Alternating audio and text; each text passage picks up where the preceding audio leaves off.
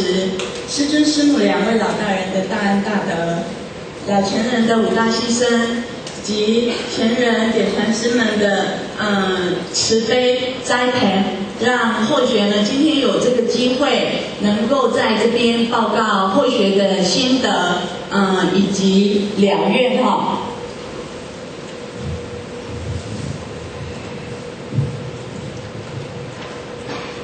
那后学呢，今天要跟大家报告的题目啊，就是人生的真谛。那在这边呢，后学呢在前言的部分就以故事以利亚的故事来跟大家说明什么是人生哈。那第一个呢，就是说有学生像苏格拉底我们知道他是一个西方国家算是蛮知名的一个，也是一个圣贤者啦哈。那他就向他请教说，老师啊，请问什么是人生的真谛呀？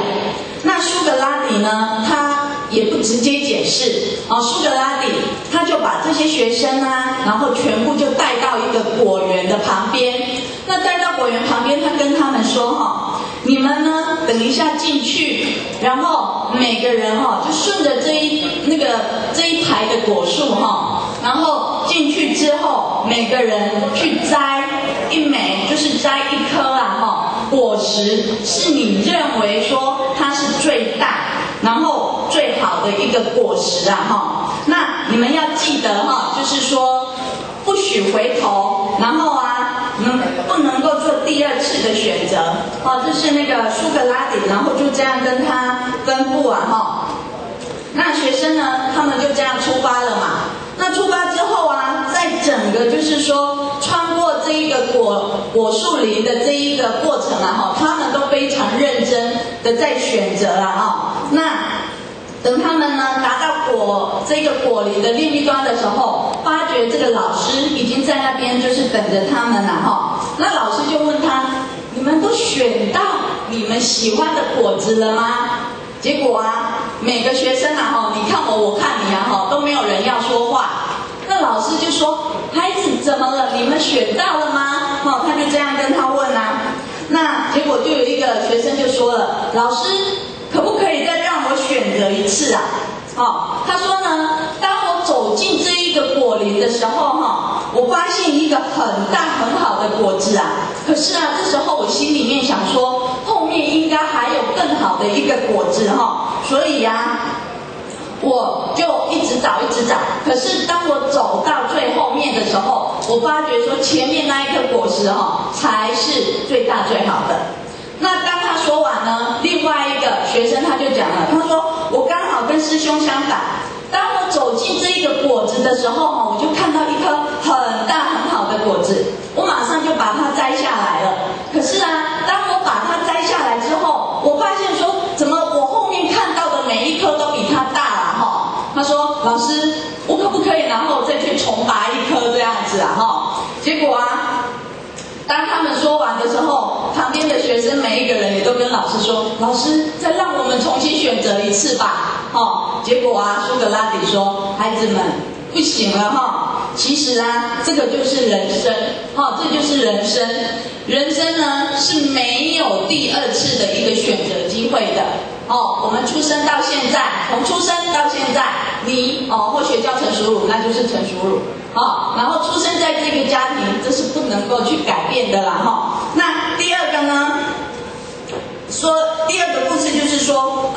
一个女选手啦她可以说一生里面都是为了在要去横渡这个英吉利海峡啦想要去创这个世界纪录以前可能都是男生去游泳然后横渡过去，那她想就是说变成世界上第一个女生然后去横渡这个海峡的一个创纪录者啦结果这一天创纪录的一个时刻就来了这个呢那个女泳者就她在旁边然后做那个暖身运动，一做好之后看到那个她的目标就是游到那个对面英国的海岸那她就是跳下去，然后开始游之后整个天气啊，可以说都是非常非常的好啊，晴空万里。可是呢，当他游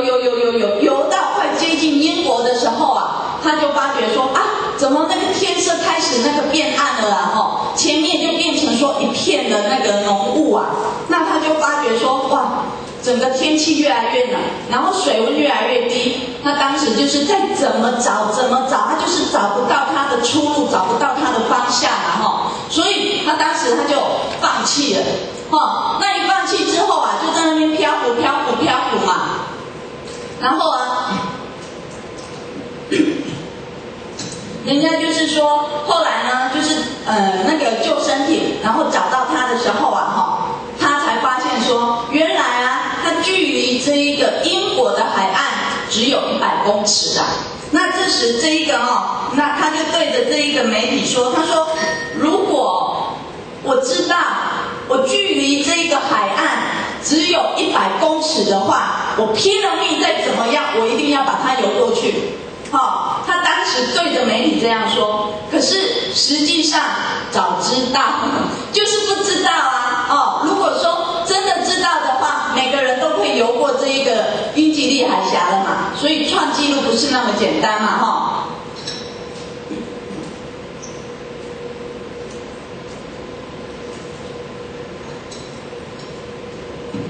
那其实啊，我们人生也一样人生第一个故事后学就是告诉大家，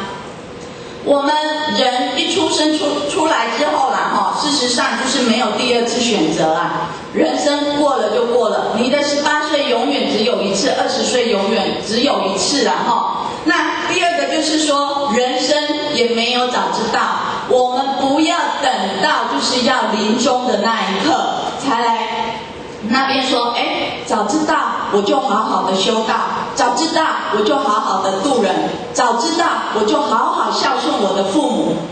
都是早知道。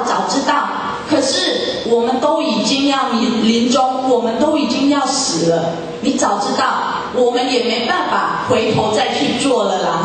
所以人生其实是很无情的真的是很无情所以第二个，我们跟大家就是解释什么叫做真谛那真谛来讲，在辞海里面的解释，其实它就是第一义谛这一个谛的一个就是道理，最真实的一个道理那生命最真实的一个道理是什么？就是说，我们人生短短的数十寒暑里面，我们要去视透人生的一个实相，真正活出人生的价值，人生的一个意义，这叫做人生的真谛那后学呢，针对前言就这样子，就是先带过。那接下来后学要跟大家就是说的第二点就是视透人生的实相那人生的实相，我们就要先知道什么是人什么是人？那到底什么是人呢？我们就来看一下我们这个人的本质到底是什么？孟夫子有讲人异于禽兽者几希，那我们是差别人家，差别在哪里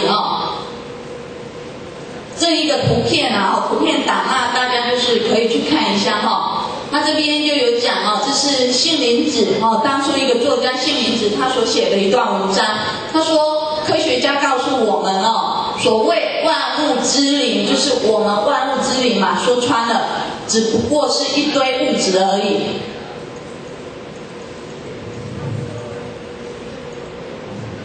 这一些物质，化学物质是什么？他说有一点点的氯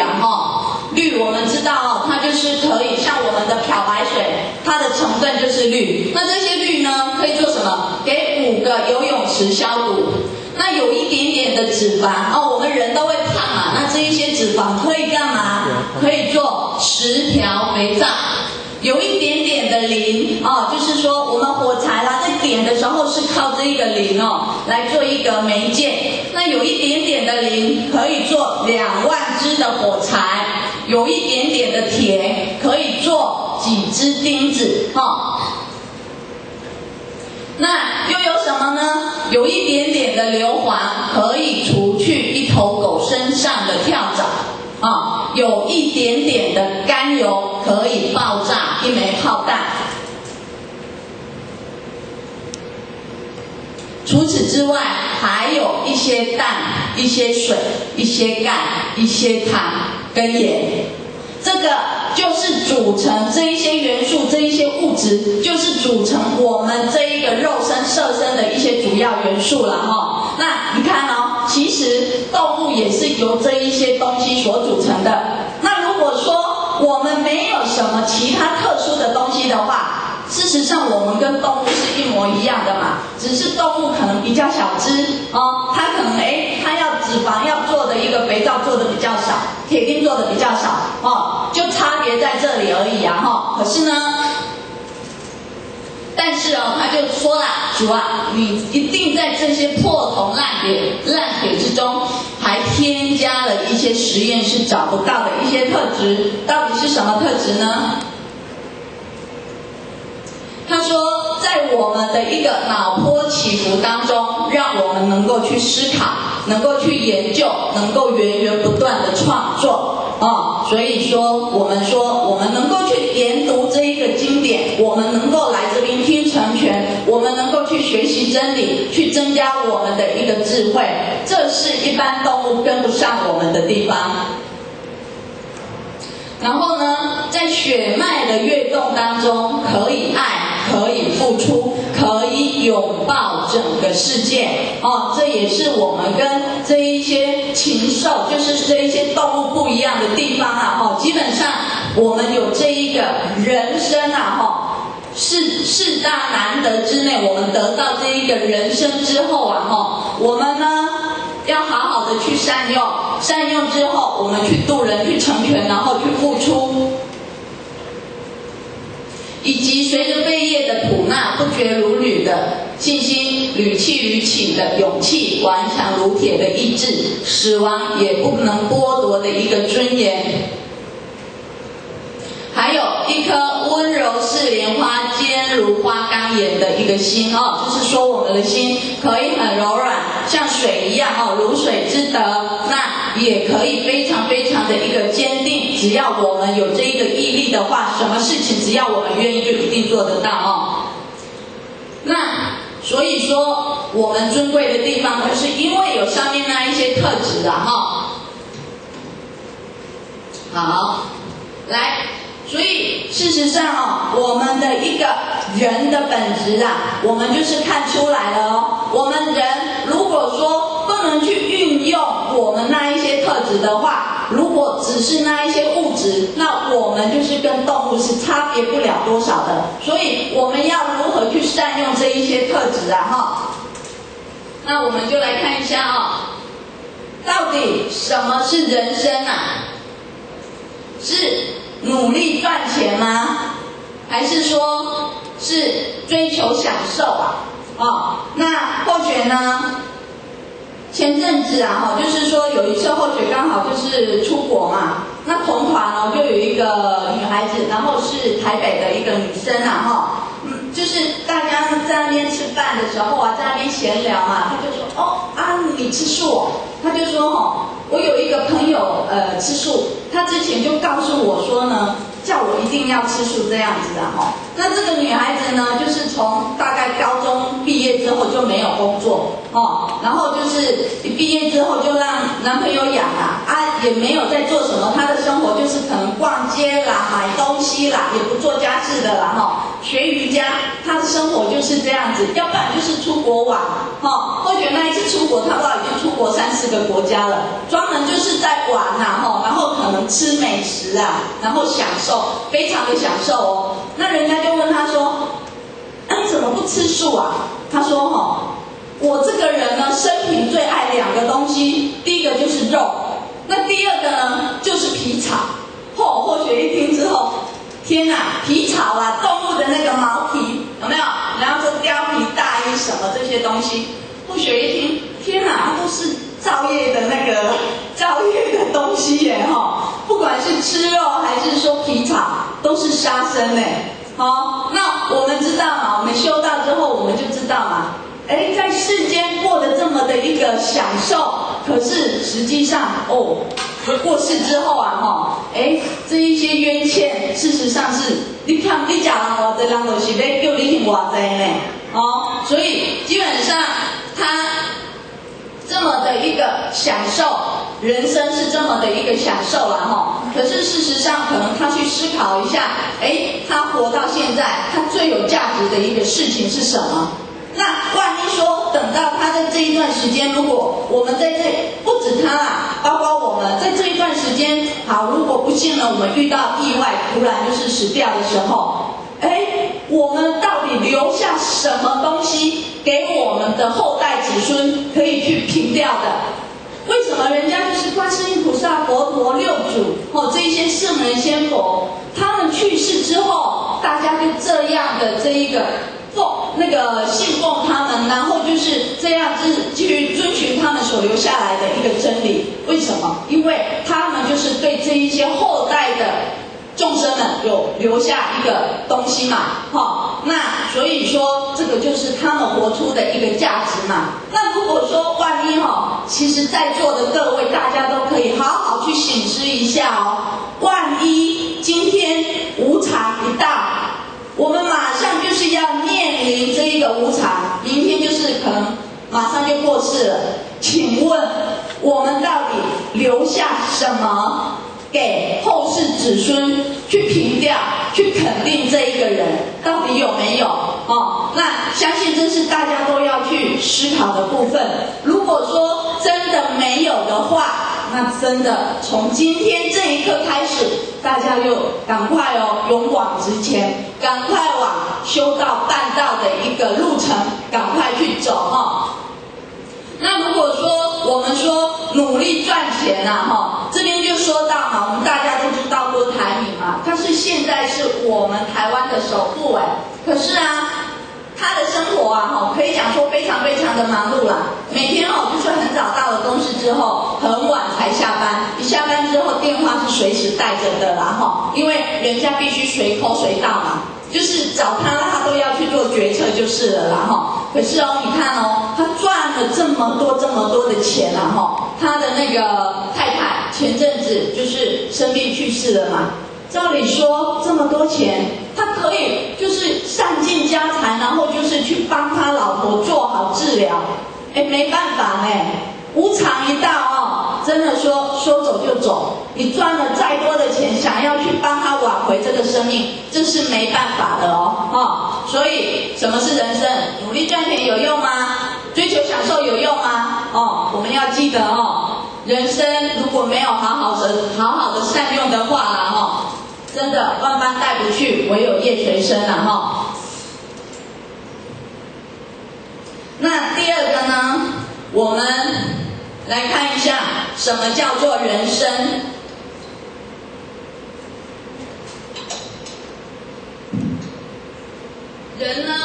人生就是说人由出生到死亡的这个过程叫做人生。来看一下这一个小影片，人的一生。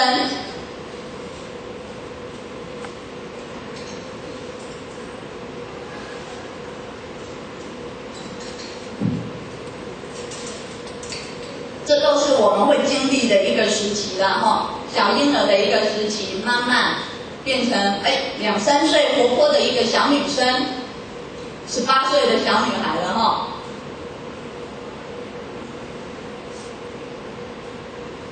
结婚生子了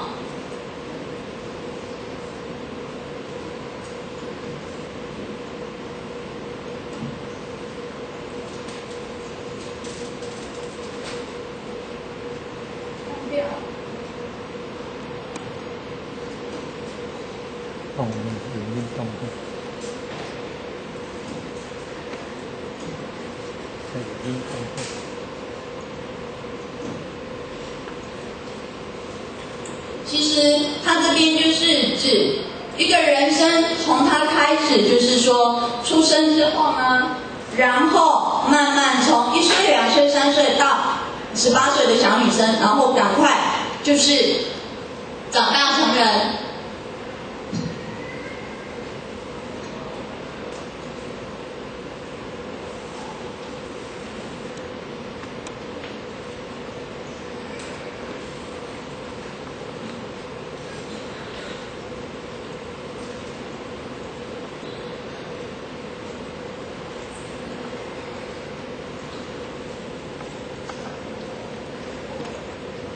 再看一次啊！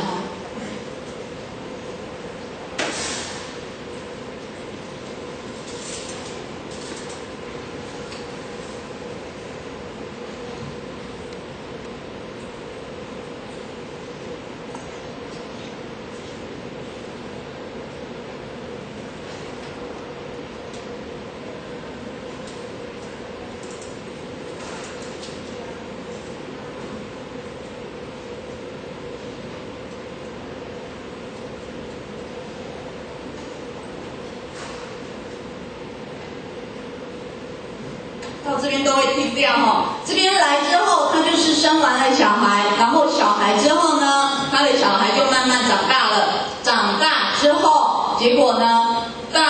后面他的那个小孩他变老了嘛，那变老之后呢，到最后就是他死亡。那死亡，然后小孩子呢就去他的一个墓碑那个灵位前面，然后去跟他祭拜啊。其实这个就是我们的人生的一个过程。人生的一个过程，基本上我们在这边看到，只有短短可能1分钟，我们就看完一个人的一个过程。那我们可能觉得说，我们在这个人世间有的人可以活到100岁，那我现在可能才30岁，我预计我想要活到65岁，我后面还有一个很长的一个人生路程啊，可是我们要知道。这一个人生啊，我们自己处在这一个现象界里面，我们觉得说，我们的人生80年、90年可能很长，可是呢，实际上圣人仙佛就是在他们的那一个天界里面我们有时候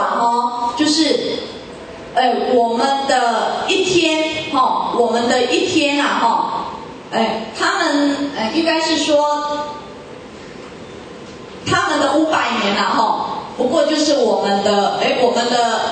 等一下，这个意思就是说，我们在这边看起来我们觉得很长，可是在天人看我们的一个时间是很短的，就像我们在看浮游一样，他的生命可能只有短短1天，他的一个生命过程就完了啦所以事实上，我们人人生就是人由出生到死亡的这个过程。那第二个呢，人生到底有多长呢？或许这边就不讲，大家看影片了因为可能看影片会有一些体会吧。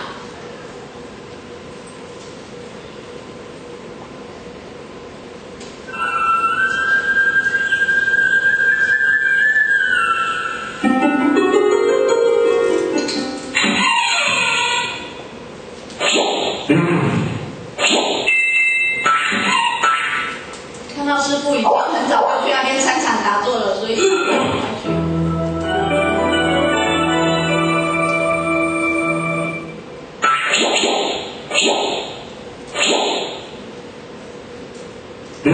们知道人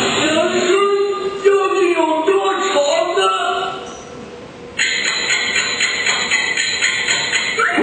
不知道。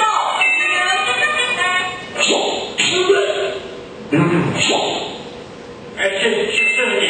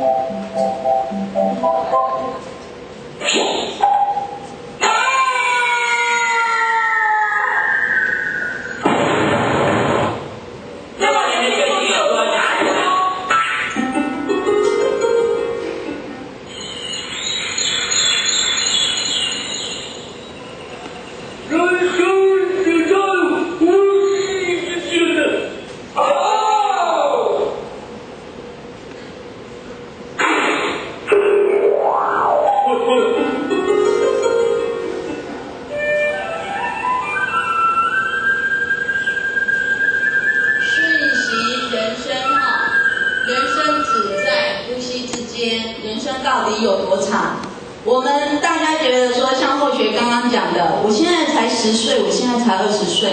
我后面的一个时间还有很长很长。可是哦，人生只在呼吸之间。当我们这一口气没办法吸进去，没办法吐出来的时候，就是我们面临死亡的时候。后学有一个那个补习班有一个同学啦，之前在学英文的时候，今天礼拜三还看到他，突然隔天礼拜4的时候，后学同事跟我讲说，那个书生啊出车祸死掉了。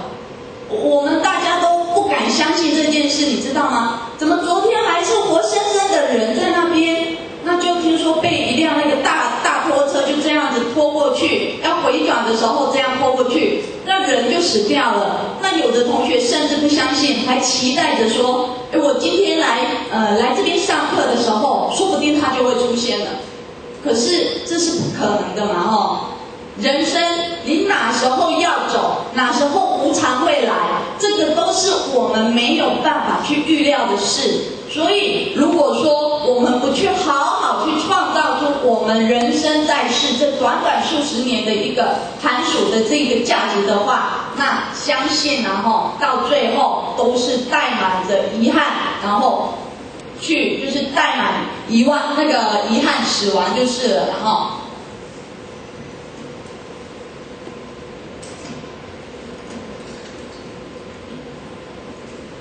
所以呢，人生像什么？像是一辆疾驶中却又没有刹车的死亡列车蛮悲哀的啦。我们人一出生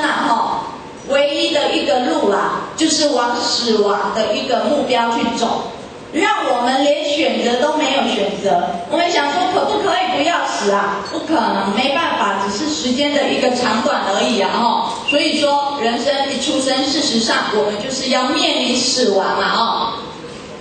那这是我们圣人所说的后学先把它点出来，后面有针对这个就是稍微去解释。人生虚幻弹指间，名为权势如云烟这边就是讲到说，我们人生在这一个世间当中，可能真的就是很短，像浮游一样，时间是非常短暂的。那名为权势如云烟，这边后学就要说像最近去世的前法务部长陈定南大家都知道，后学我们都觉得，因为之前他当法务部长的时候，事实上他有一个很好的一个建设嘛。那当时后学他要回去他们宜兰县就是选县长的时候，后学就觉得说，这么好这么棒的一个人，他选县长一定会中的嘛。可是我们知道嘛，这个陈定南先生他选县长他是落选的，他落选了。为什么？因为因为前面就是说对他这一个建树来讲，大家比较有印象，都是年纪比较大的。可是现在新的一辈的话，对他以前的一个建树，事实上大家不知道他做什么所以他就这样落选了啦所以名为权势当你当权的时候，或许非常非常的威风，可是短短数十年也不到可能3年5年，你没这个名位之后，什么都不是了寄居陈客数十载，100年光景难复还。就是说，人呢，我们活到这一个世间，如果说比较幸运的，我们能够多活，就是好几十年，可能活到100岁，像人瑞一样可是呢，如果没有好好去运用的话，死亡这条路，我们还是一样必须去面对了这一段人生是没有办法重新来过的。此生是换万般甲，镜花水月几盈川。这边也是说明，就是说，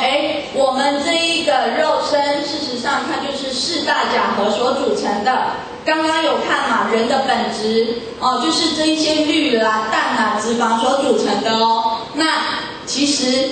这一个灵性一不在的话，马上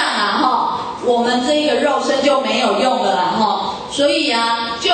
很梦幻，像镜花水月一样。我们在镜子子看到投射花的一个投射的一个影像，觉得说，哦，好漂亮哦，这朵花好漂亮。你要去镜子拔得到吗？拔不到嘛，因为那只是反射嘛，哈。然后啊，水中的一个明月投射下来，你看到这一个想要去拿、想要去抓，也都抓不到啊，哈。我们人生就是这个样子。事实上，时间一过，马上什么都没有了。金银万贯终何用？无常一道赤全空。哦，赚了再多的钱，哦，盖了再大的一个房子，老婆再漂亮，孩子再孝顺，这一些东西呀，能够带着走吗？完全带不走。只要呢无常一到，我们马上就是要去面临我们一个就是善恶业的一个分判啊，所以啊，无常一到赤全空，什么都没有哈。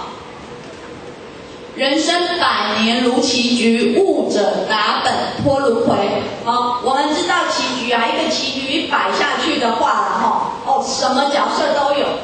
你是那个王，有时候是兵，有时候是军官，有时候就是是那个谋略者。人生就是这样，漫漫长路。如果说呢，我们不能够去看透的话，基本上我们就会迷失在这一个棋局里面嘛。那如果说我们能够去看透的话，基本上呢，找回我们自信真主人当家，我们就能够脱了这一个轮回，超生了死哈。可是呢，相反的如果说我们不能够去认清这一个人生的这一个实相的话，我们还是一样去迷恋这一个世上所有生生色色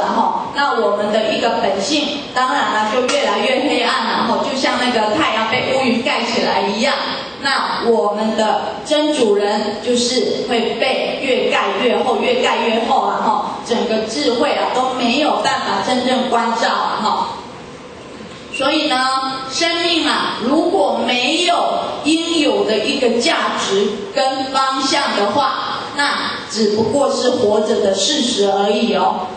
如果说我们真的不能够去好好运用我们这短短数十寒载，好好的去修干的话那基本上真的就是活着而已，没有任何的意义我们将来真的是我们的子孙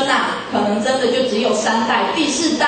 问说我的阿公阿嬷叫做什么名字？没人会记的呢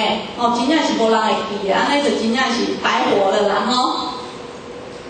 那我们知道顺治皇帝他也针对就是说他在世上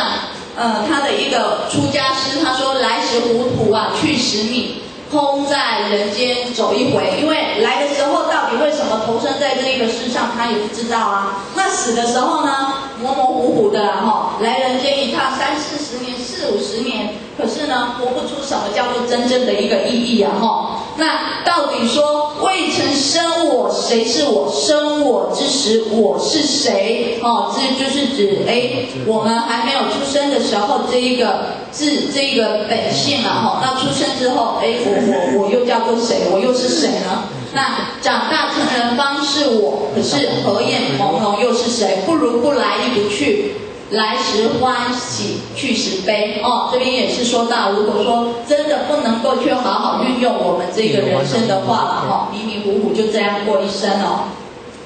来，接下来我们第3点就讲到人生的一个实相里面呢，我们屋主他有讲世人生死事大，汝等终生只求福田，不求出离生死苦海，自信若迷，福何可救？这边就讲到说，屋主其实在这边就说明其实我们活在这个世间最重要的是名利吗？是金钱吗？还是说我们跟老婆跟孩子之间的一个情爱是这一些吗？其实都不是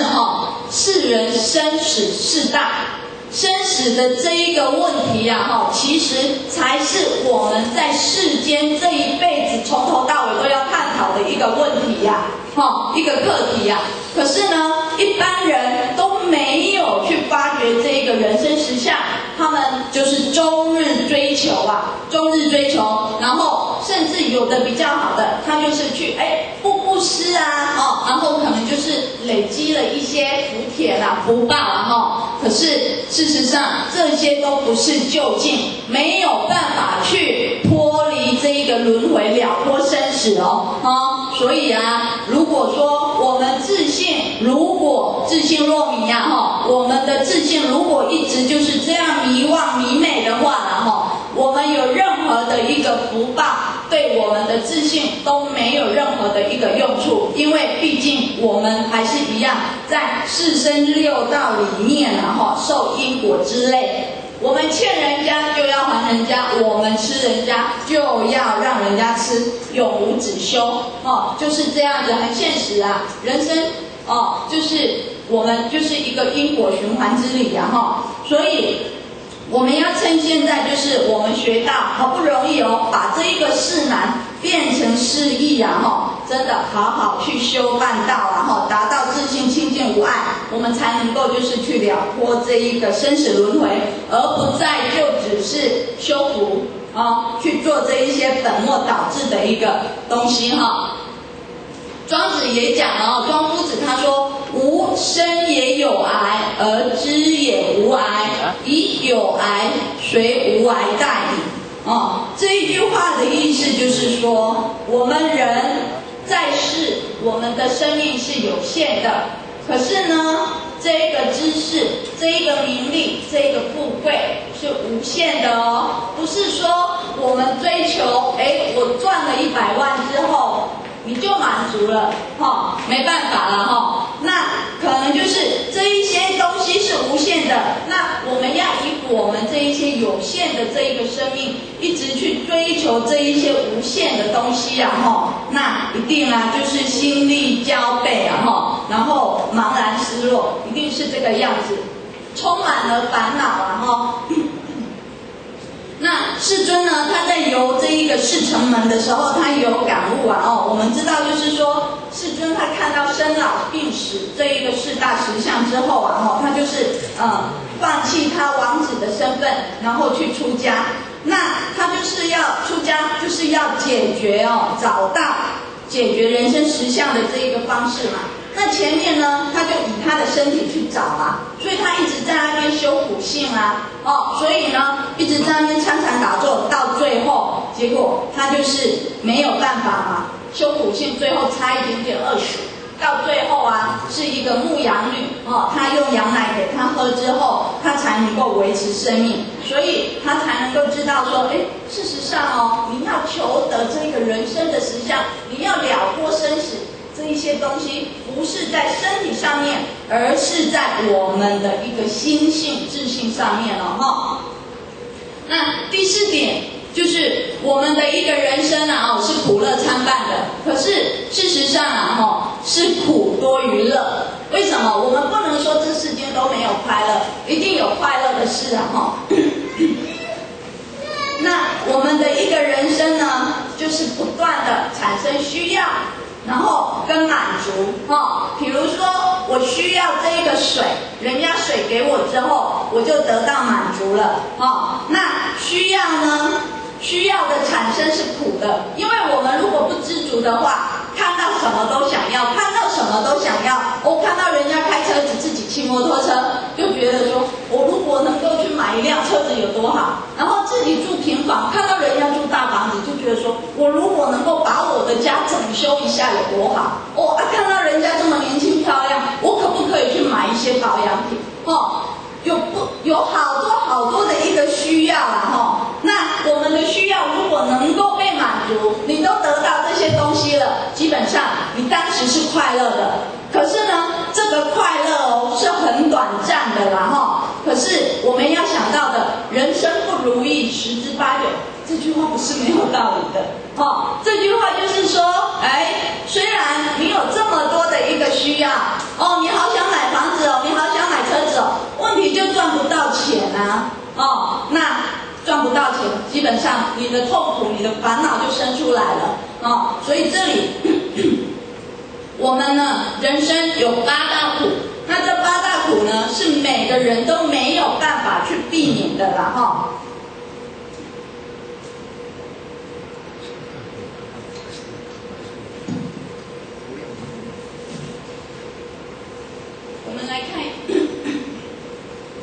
人生的8大苦，这是关圣帝君哦，就是他辞世的。人生8大苦到底是什么？人生难免8大苦，生不得息，费心思，终日奔驰为利禄，为谁辛苦为谁除。哦，相信在座的大家都是非常有体会的了哈。基本上就是，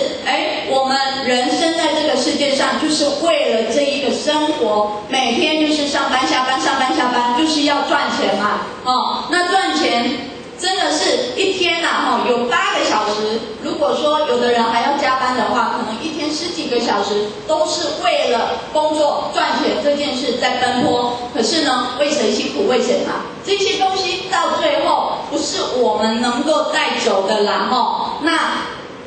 我们都说烦恼，如果生着没烦恼的话，基本上我们不会看到那么多人自杀，他就是生活活不下去嘛，可能就是赚不到钱，然后付不出钱人家现在的卡奴嘛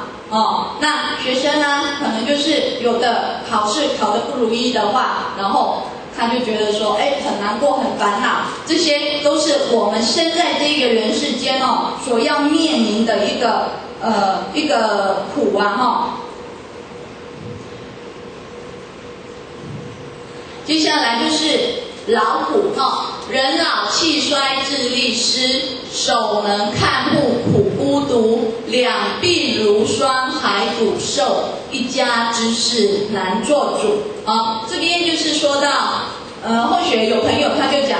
我们人老了之后啦基本上就是老花，然后记忆力不好嘛。他说呢，基本上要看这个人年纪多大了就看他看书拿多近拿多远，因为有老花的人没戴眼镜，就是拿这么远在看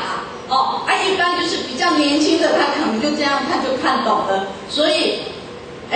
人真的是一老之后生理上的一个反应眼睛视茫茫，头发变白了，发苍苍，或许可能也有年纪了，早上就看到一个白头发，马上就把它拔起来所以这个就是我们要去面临的呢然后记忆力常常就是听到我们前贤人家在讲说进前你背经典的时阵凊凊彩彩进就大概背起来不过进要背都背不开，所以都叫我们就是趁着年轻的时候，记忆力好的时候，赶快就是把这一些背起来要不然真的是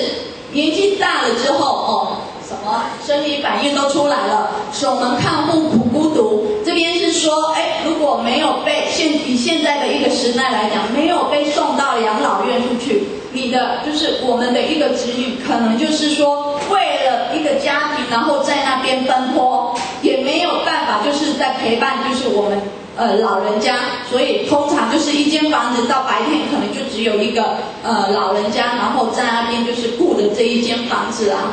那有时候我们也听到现在常常听到就是说子女可能不孝顺然后在供养父母方面，大儿子1个月，小儿子1个月，然后如果小儿子是31天的话，这31天就多出来的1天还要斤斤计较你爱个补贴我偌济钱所以好像年纪大了之后什么都不是了呢，非常非常的悲哀呢竟然就是从小拉拔到大的小孩那他来他去刚刚这年轻时代就没给大人的心就万谈这个就是苦嘛然后两鬓如霜害骨瘦，一家之事难做主。年轻人他做主也不可能就是去听你的一个意见的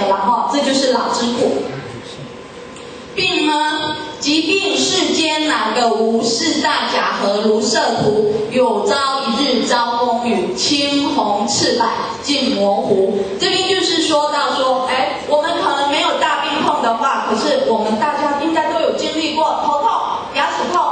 这些可能没有吃止痛药都没有办法去解决的啦那这种痛苦可能短时间我们能够就是去解决像或许就是说生第一个小孩的时候，刚好就是可能身体状况不是很好，在医院安胎1个月。那或许生平最怕的事情就是打针跟吃药，结果在那边住院1个月什么事情都经历了啦就是吃药跟打针，那是或许最重要的是什么都不是了那在那边住1个月是怎样呢？那个针24时啊都不能拔的啊，然后3天换1次针头啊结果就是等后学出院的时候，整只手布满了针孔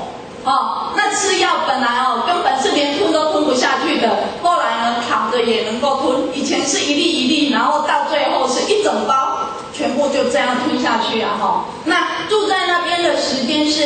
没有办法下床的，24小时都是躺在这一个床上，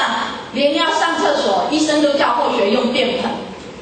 你就知道说一个人然后本来活生生的，像大家现在都好好的，可能就是说你要往哪边你就可以往哪边，可是后学1个月的时间就是在那边那一个床上完全就是动弹不得，你要做什么都要有人帮你扶没有人帮你扶的话可能就是出个意外，小孩子可能就流掉了这样子所以后学真的是体会到人不生病就好，一生病的话真的是有够痛苦真的是原本最害怕的事在那边都不是害怕的了所以可是我们要知道人在这世上是不可能没有病的，是不可能没有病的，所以这4大假合这个肉身真的就是会有这种苦痛出来。后学在那边1个月，深深觉得说人生是苦那这边呢，人死这个是死，人死人惧如猛虎，娇妻爱子啼哭哭，骷髅抛在荒郊外，幽灵受罪有谁知这边让大家看一段影片刚刚有讲了就是说我们可能说人还在活在世上的时候什么都不在意可是死后呢就是要去面临这些东西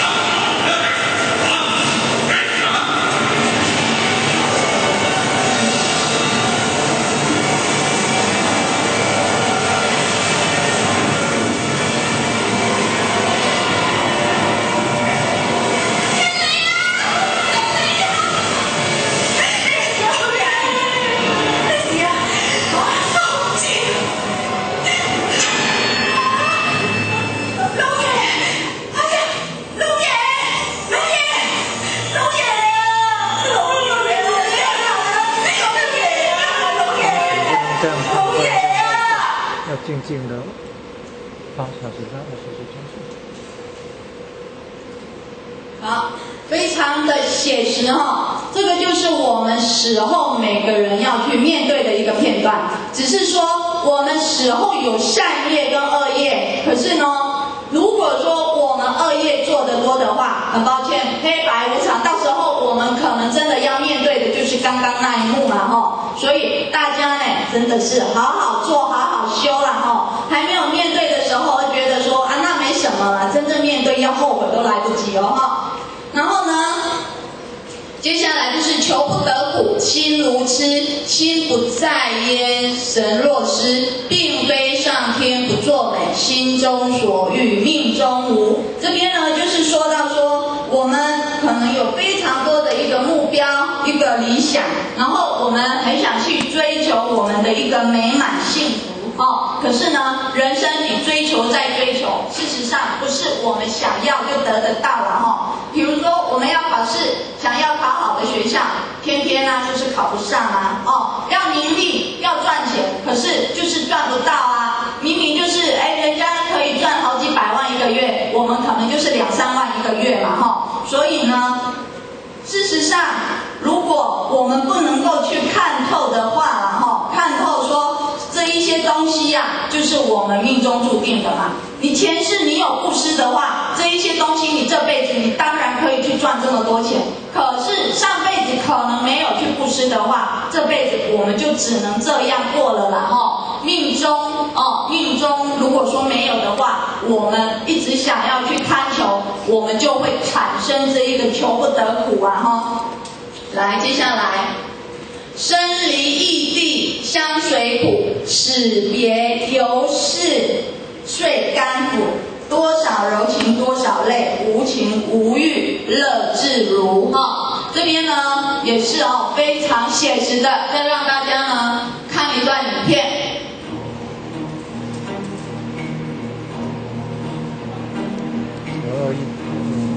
911是如果发展台湾的大地震，911是美国的，大家就是仔细看，然后细细去思想，生命真的是在呼吸之间哦。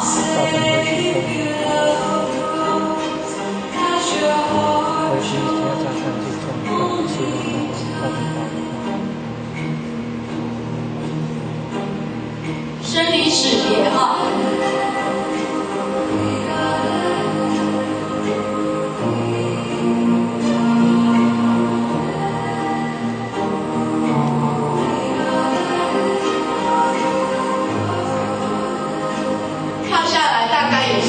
因为双子星大楼非常非常的高，可是为了求生没办法，他跳下来。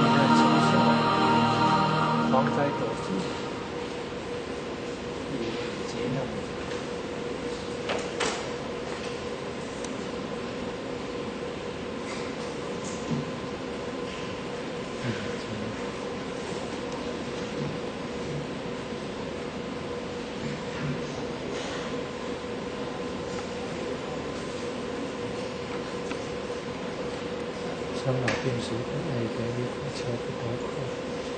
愿珍贵不欲胜苦八道苦。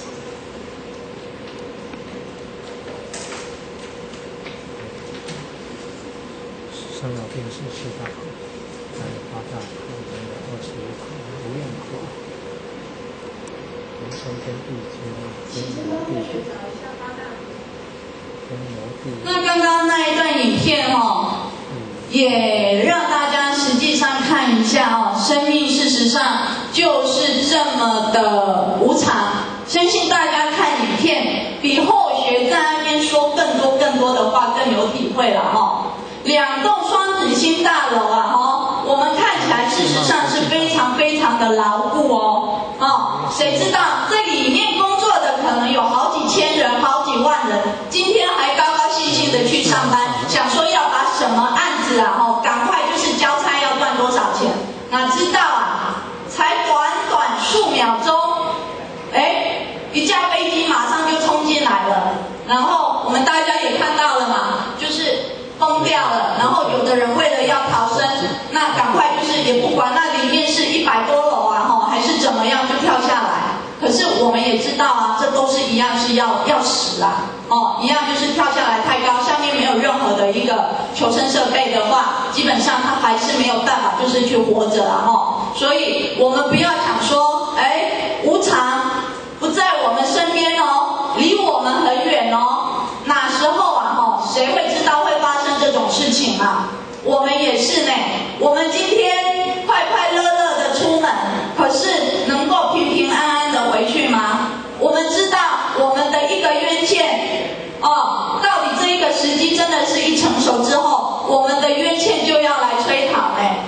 如果说我们不知道真的好好修办，把我们欠人家的这一些赶快以这一些功德去回向的话，很悲哀你就是要这个样子，然后再去做这一个轮回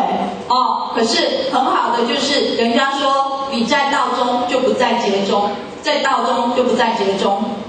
如果我们能够视透的话，基本上真的是佛堂有开班，佛堂有成全，尽量出来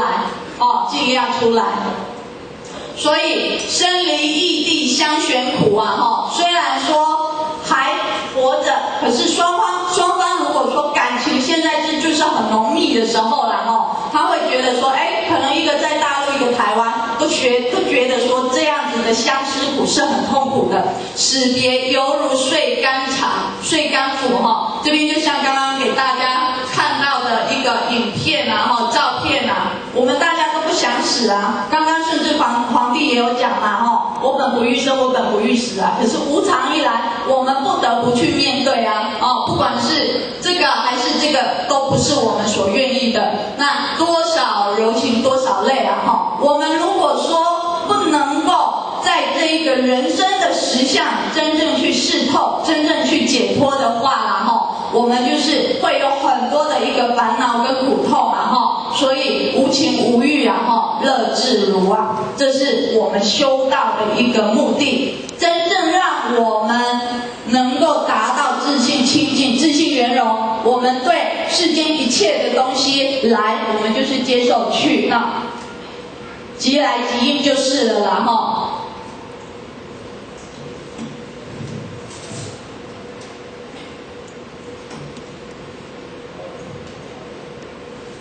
来就是愿真相会苦特殊，冤家夫妇最痛苦，双方专找不是处，朝暮吵闹动文物这里就是说到呢，如果说2个互相欢喜还无所谓可是如果说2个人明明就是说已经是非常的不合，比如说人家说婆媳不合嘛，还是说夫妻不合嘛，那基本上2个人就我看你就很讨厌，你看我也很讨厌，还住在一起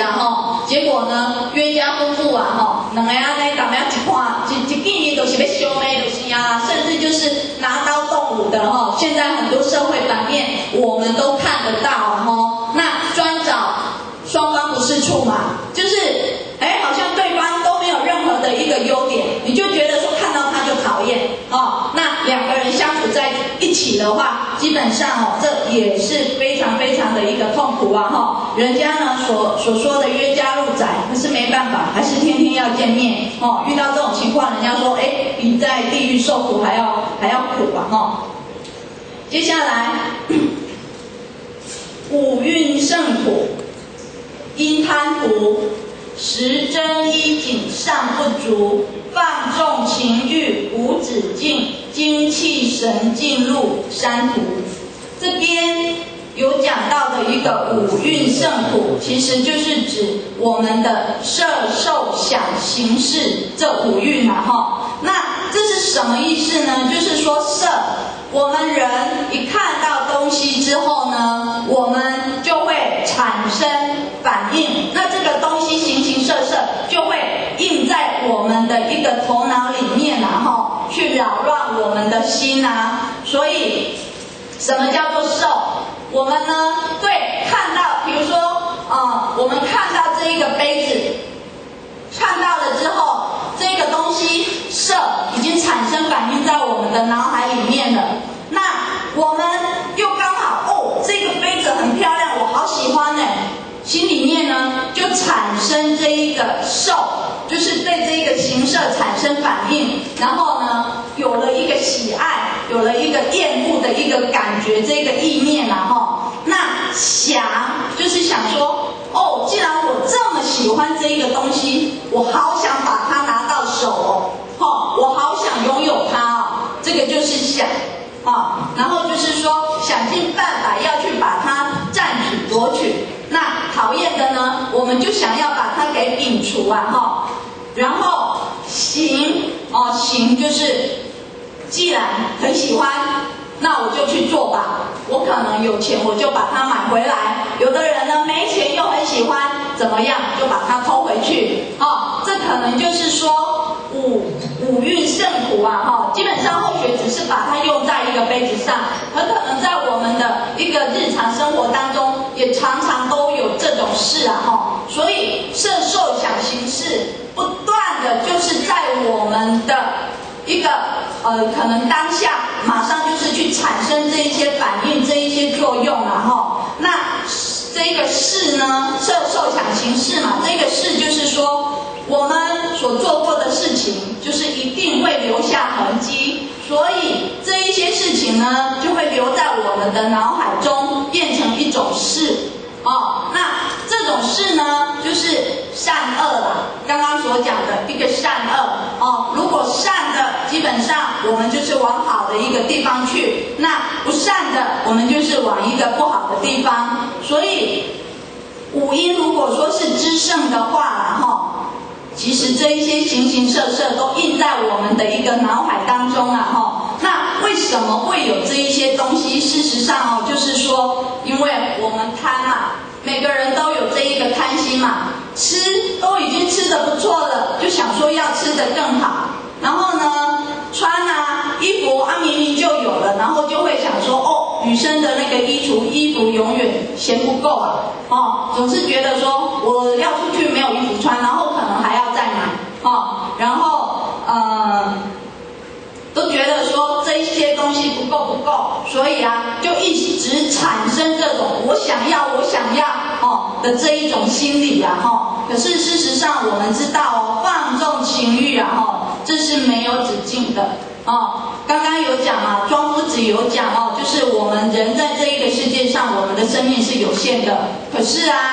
事实上这些富贵名利这一些知识是没有限的。我们如果说不去修持我们的一个心理，让我们就是说对凡事就是能够淡泊名利的话，我们要不断的去追求的话，基本上精气神进入山途所谓山途就是指地狱、恶鬼跟畜生嘛就是要去那边受轮回，然后去受痛苦所以如果说我们刚刚知道了嘛我们的一个人生，然后什么叫做人生的一个实相？人生如果说真的就是说不是我们想要控制就能够控制的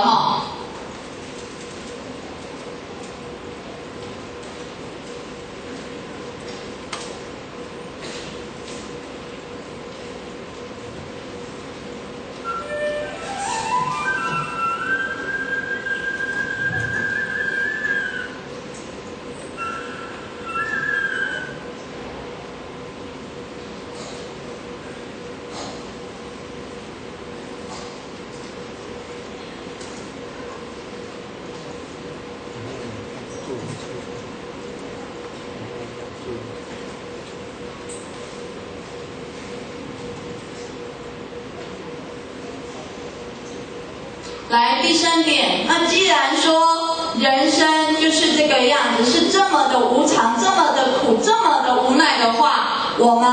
还是可以从这个苦，从这个无奈里面去解脱哦，哈。所以说，我们第3点后学呢，把它作为就是说，我们如何去追求一个真善美的一个人生啊，哈。那第1点就是说，我们要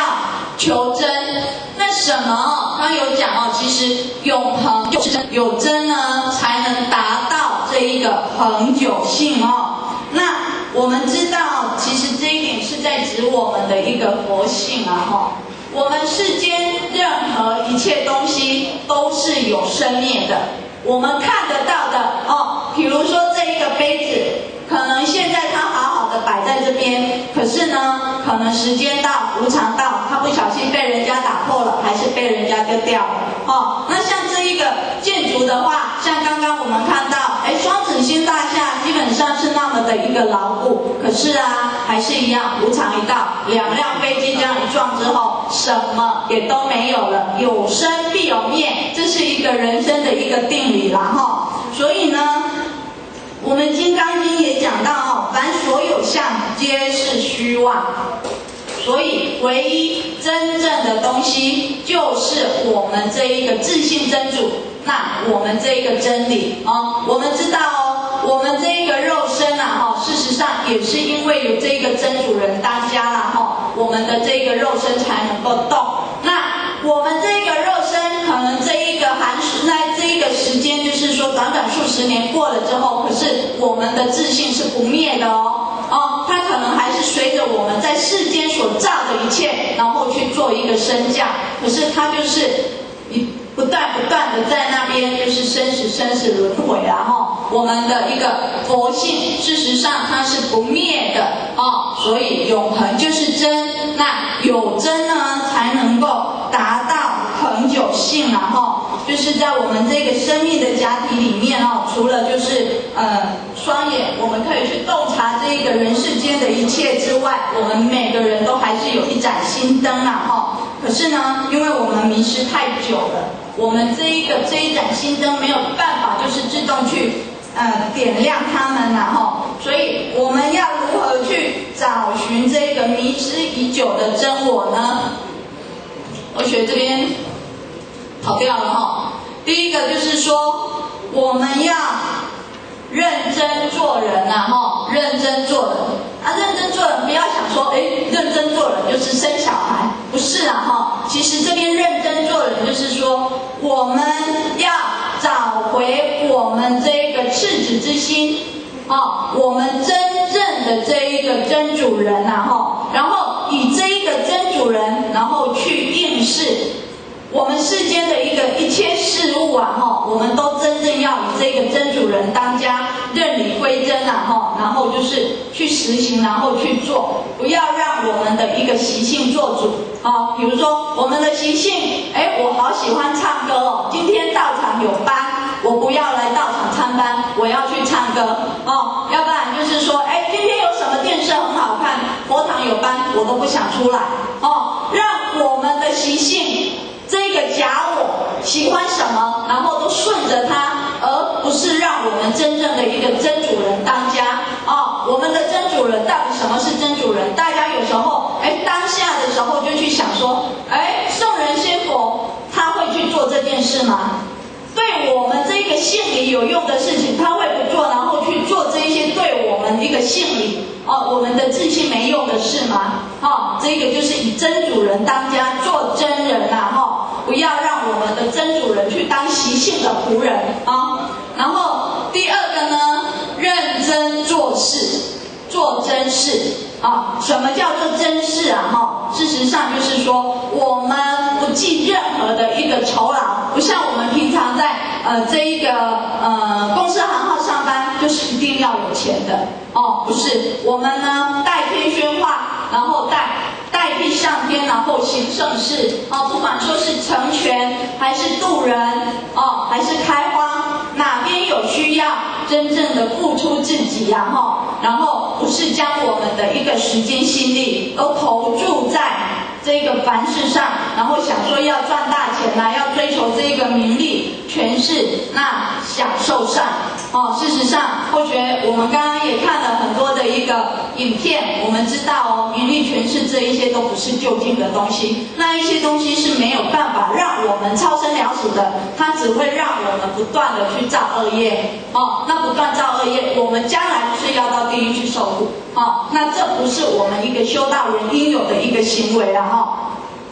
第三个就是认真赚钱赚真钱。什么叫做真钱事实上我们知道我们在世间我们赚了1000万、2000万、3000万，可是世间钱、世间用这一些东西，等我们一旦真正就是面临死亡的时候万般带不去，唯有业随身。这些东西不是我们赚多少，我们都可以拿到那一个天上拿到地狱去花的，没有办法啦房子再大再好，也是现在在这边住的，死后之后我们是没有办法去住的啦所以呢，这一些钱，世间看到的这些都是假的啦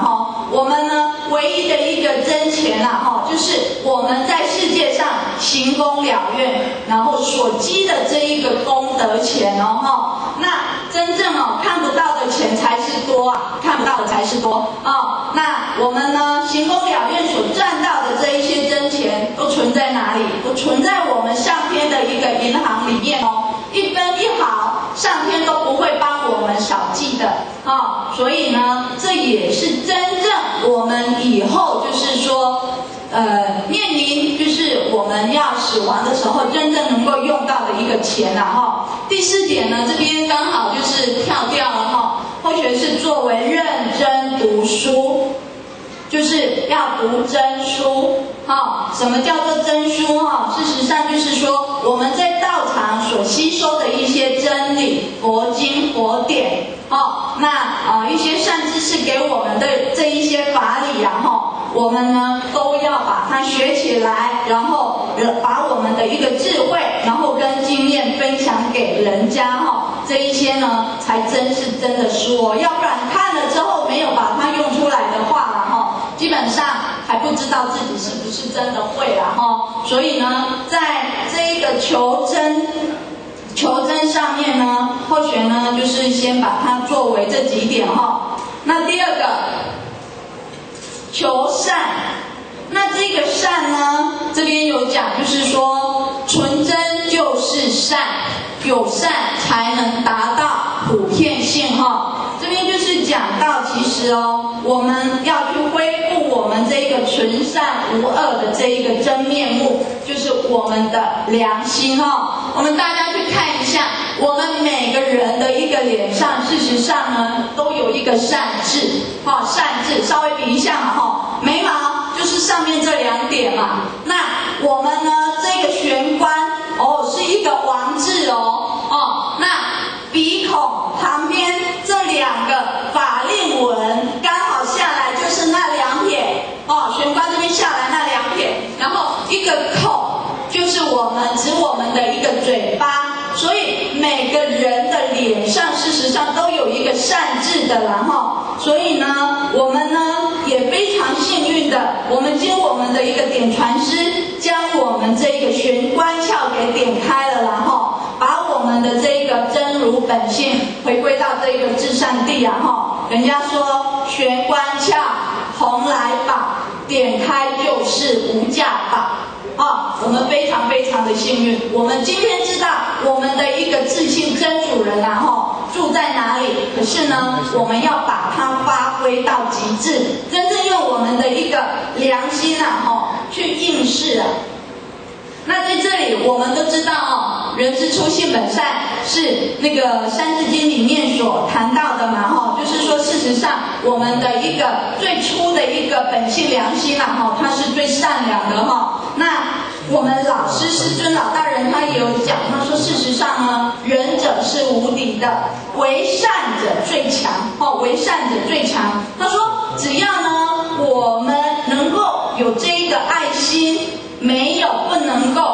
能完成的事，只要呢我们呢有这一个爱心，没有感动不了的人基本上他这边就是说我们这善心是指我们的这一个良心哦。在这里呢，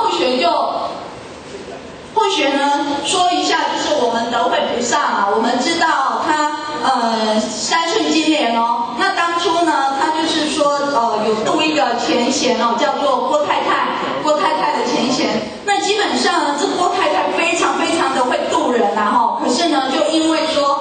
我们前人啊，常常就是说去跟他慈悲啦，然后去跟他成全啊哈，那郭太太就觉得说有压力，她的先生呢也觉得说很烦啊哈，所以啊这郭太太啊，他们就搬家了，不让前人就是说去找他这样子啊哈，所以呢，他们本来住新竹哦，他就搬到那个中立去哈，那搬到中立啊，结果我们前人又要去找他。找不到嘛，那就问了人家之后，他说搬到那个中立，前人呢就坐着火车，然后到火车站之后啊，就这样打听啊哈，然后被他找到了，他就是在这之中也不断的求上天慈悲，让他能够找到这个郭太太，因为是一个非常好的人才，非常会度人嘛。那他也知道啊，唯有就是说，真正把他找到之后，他这一个大道，我们这大道才能够就是真正达到这个普遍性啊哈，就是散发出去嘛。所以他找到他，然后又去跟他成全，教他要多度人。结果呢，在这时候，他的那个先生啊就觉得说，我成全度人，我又不能够赚钱，这对我的一个实质的一个生活没有任何的帮助啊。所以为了又躲我们前人，又不计辛劳的，赶快全部他们又搬家，搬到哪里去呢？搬到那个台北去。那搬到台北啊好巧不巧，前人这样一直找，然后找不到人，到最后呢，他到台北，然后去看他儿子，结果到市场啊到市场去的时候，看到前方那一个人好像郭太太结果真的是郭太太，刚好搬到他儿子的斜对面了。所以啊，在这一段期间，前人还是一样不断的就是去成全他，然后督促他，结果他还是觉得说没有办法接受，为了要躲避他们，然后一样又总共搬了4次就是了啦可是就因为前人他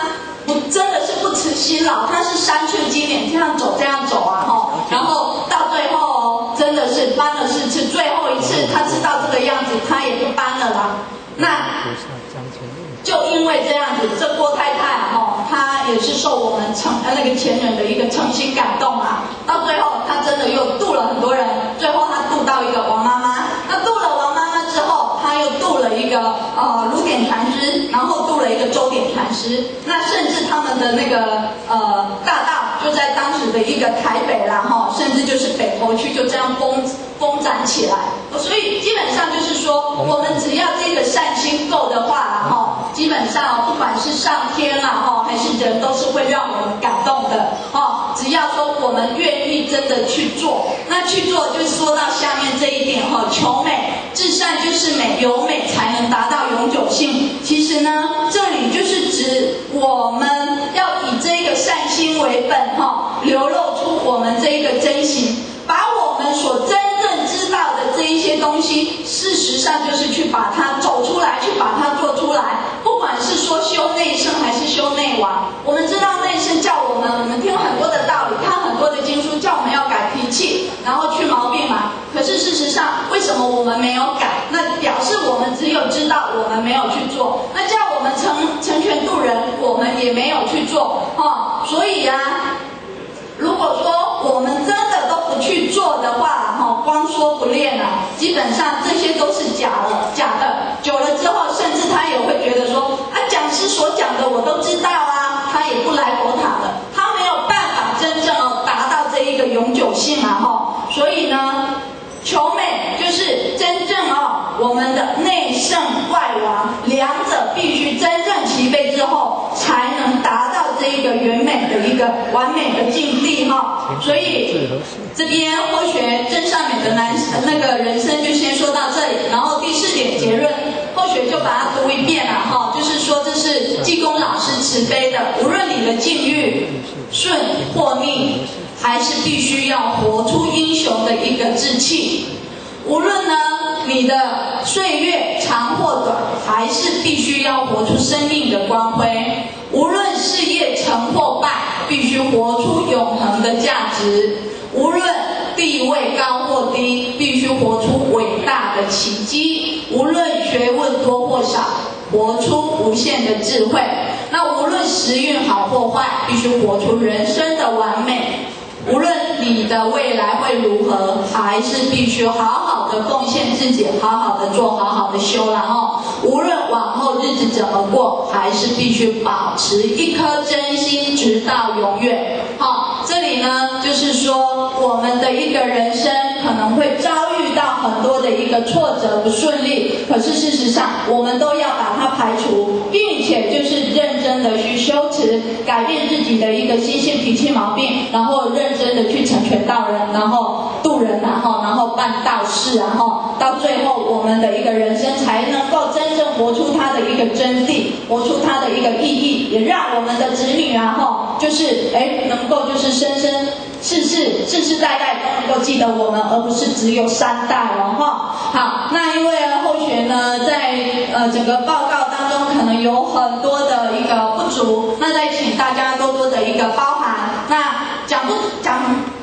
缺少的地方，大家就多用一下自己的一个想象力然后这一个心，然后去想象，然后去发挥到最后呢，后学就祝大家身体健康，然后法喜充满，谢谢大家。大众起立。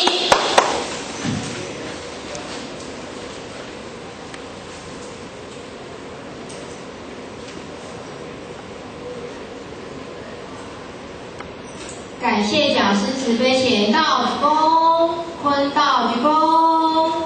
我们再次以热烈掌声感谢我们的讲师。